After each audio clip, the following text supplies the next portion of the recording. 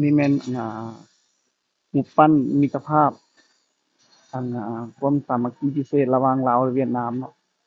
ซึ่งจะมีรูปของประธาน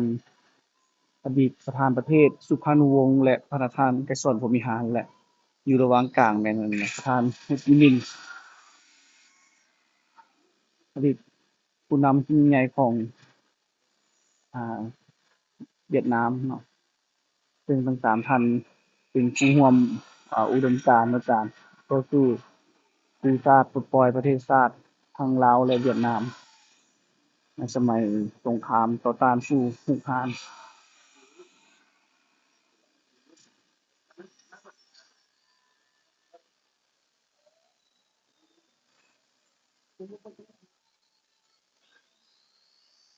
ตัวนี้เป็นรูปแกะสลักเนาะแกะสลักเด็กน้อยนักเรียน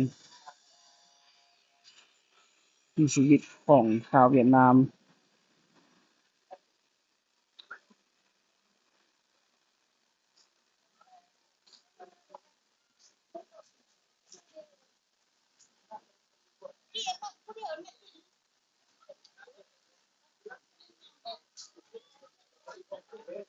ส่วนอยู่ด้านขวามือเนาะจะเป็นรูปแกะสลักเกี่ยวกับวิถีชีวิตของประชาชนลาว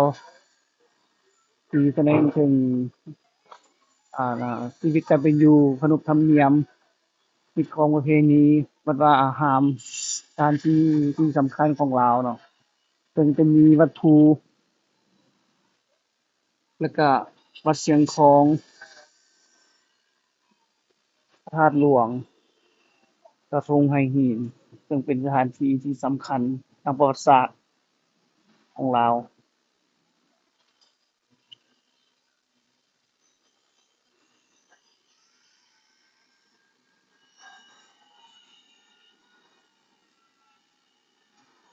สำหรับส่วนมันมิตรภาพลาวเวียดนามนี่มันตั้งอยู่อ่าแถวใกล้ๆกับตลาดดงมะคายเนาะซึ่งการเดินทางก็สิประมาณจากตัวเมืองเข้ามาก็สิประมาณ30นาทีถ้าหากว่ารถบ่ติดเนาะซึ่งตอนนี้แม่นเพิ่นเปิดให้เข้าชมฟรีเนาะบ่ฮู้ว่าต่อไปเพิ่นจะมีการเก็บเงินบ่เนาะอันนี้มันบริเวณอ่าหน้าเดินเนาะมันจะมีสวนดอกไม้แล้วก็มีลานกว้างเนาะแล้วอยู่ด้านข้างก็จะมีสวนให้เด็กน้อยเล่นเครื่องเล่นเนาะเดี๋ยวสิพาไปเบิ่งเนาะบรรยากาศอ้อมๆตอนนี้มันเราก็ยังทำการซ่อมแปลงอยู่เนาะยังบ่ทันแล้วสมบูรณ์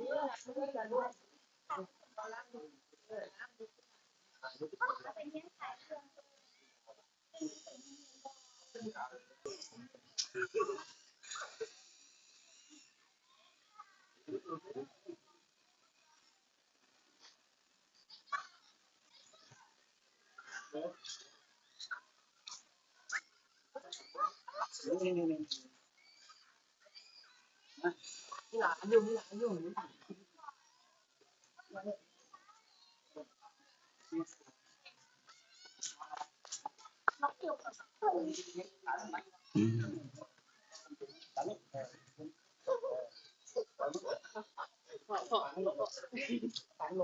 อืม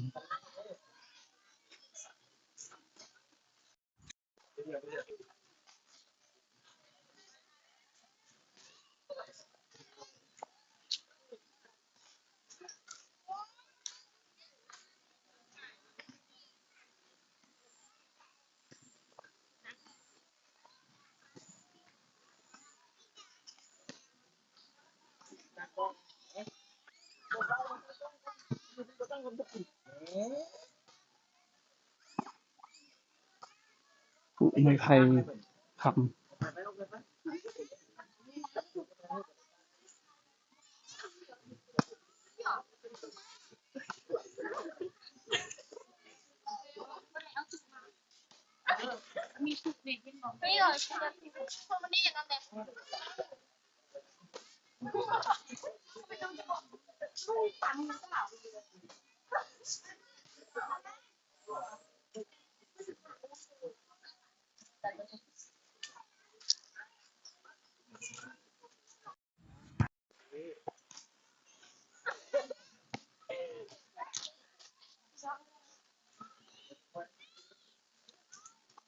มีหลายจุดเนาะตัวนี้ก็อีกบ่อนหนึ่งที่ว่าบ่อนออกกำลังกาย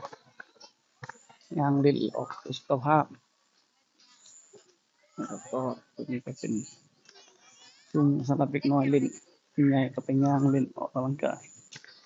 ถือว่าดีหลายบรรยากาศแถวนี้